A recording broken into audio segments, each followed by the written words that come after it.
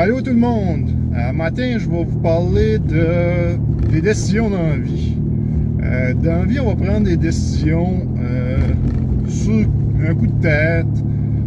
Des fois, c'est pas toujours bon. D'autres fois, tu vas prendre le temps de réfléchir, poser les pour et les contre. Habituellement, c'est ceux-là qui vont fonctionner le mieux. Les coups de tête, c'est rare, ça fonctionne bien.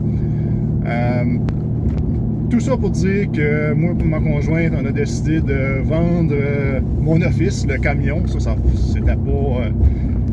c'était pas caché. Ça fait 3 mois que je l'advertise sur les médias sociaux. Ce qui m'a poussé à prendre la décision de vendre mon camion, c'est que tout de suite dans le marché, c'est un marché de vendeurs, on ne se cachera pas. Je travaille dans un concessionnaire, donc j'ai des excellents prix sur les camions. Ce qui pousse le prix du marché usagé, c'est que les véhicules usagés, camions particulièrement, sont disponibles tout de suite. Mettons que je commande mon plus bel exemple, j'ai commandé mon camion, mon F-150 2022 au mois de janvier. J'ai des restrictions sur ma commande. Ford Canada n'a pas accepté ma commande encore. La commande est dans le système, mais c'est pas en chemin de se faire produire. Pourquoi? Parce qu'il y a des composantes qui empêchent la production du véhicule. Donc, ils produisent d'autres véhicules qui peuvent compléter et livrer à des clients. Dans mon cas, j'ai su cette semaine que ce qui retarde la production de mon véhicule est le bedliner, le spray liner, la composition dans la boîte en arrière. Mon vendeur m'a offert d'éliminer cette restriction-là et juste me commander camion sans protection dans la boîte.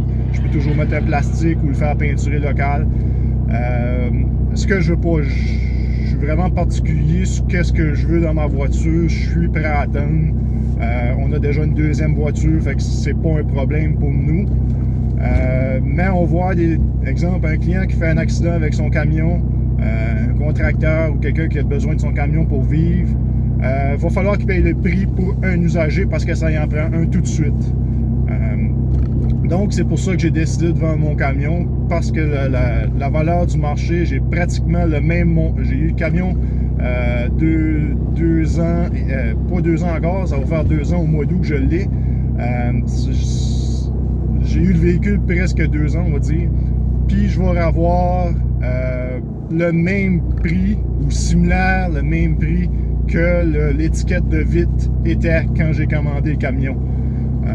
Donc, ça représente beaucoup de milliers de profits. On peut dire que c'est un profit parce que j'ai utilisé le camion, je l'ai enjoyé, je l'ai modifié comme que j'ai voulu. Puis au bout de la ligne, j'aurais pas perdu une scène après 2 ans. Ce que le monde me trouvait fou, encore le jugement, de mettre un énorme montant d'argent en accessoires sur mon camion. Mais moi, je le voyais comme un investissement parce que je vends des accessoires, des pièces pour vivre. Je n'ai pas encore du crypto. Donc, il faut être opportuniste dans la vie. C'est quand j'ai calculé le montant que j'allais avoir en vendant mon camion, j'ai décidé tout de suite de vendre. J'ai arrivé à la maison, j'ai dit à ma conjointe, on vend un camion, on en commande un neuf, puis on perd pas une scène. Elle dit, comment ça? Ça se peut pas. J'ai lui ai expliqué le montant qu'on allait avoir, puis elle a compris vite. Bon, ça c'est pour ce qui en est du camion. On a décidé de vendre notre maison aussi. Même chose, il faut être opportuniste. On a vécu dans notre maison 8 ans. On avait décidé quand on a acheté, on est revenu à Edmundston. On a décidé d'acheter une maison parce qu'on ne voulait pas vivre en loyer. Puis on avait comme objectif dans la vie, parce que dans la vie, il faut que tu te fasses des objectifs, de garder la maison 5 ans et se bâtir ou s'acheter une maison plus grande pour éventuellement bâtir notre famille. Ce qui n'est pas arrivé. On est rendu confortable dans notre maison. Beaucoup de choses ont changé dans nos vies. La vie est arrivée, quoi. Fait que là, on est rendu, ça fait 8 ans qu'on est dans la maison. Puis n'avait pas de plan de vente. On a juste regardé les marchés, la rareté du marché, un peu comme les camions, l'offre et la demande, un marché de vendeurs. Et puis, on était en profit énormément sur notre investissement. J'ai calculé le ROI sur la maison. Notre ROI, ce qu'on compte pas les expenses, on a presque rien mis. Autrement dit, modifié la maison. Là. On a peinturé quand on l'a eu. On a fait faire notre allée en roche concassée. J'ai fait le parterre qui n'est pas le plus beau, mais c'est vert maintenant. Quand on l'a acheté, c'était en sable et roches.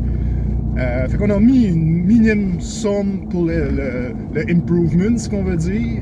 Puis notre ROI sur la maison se situe environ à entre 38% et 45% de profit.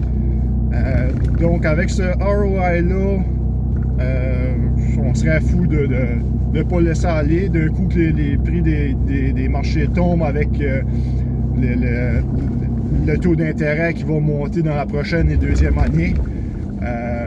Je crois pas qu'on va pouvoir avoir un aussi bon montant pour notre maison. Donc, le moment est venu de vendre. Faut pas s'attacher aux choses matérielles. Quand on est en profit, il faut vendre. Un peu comme dans le crypto.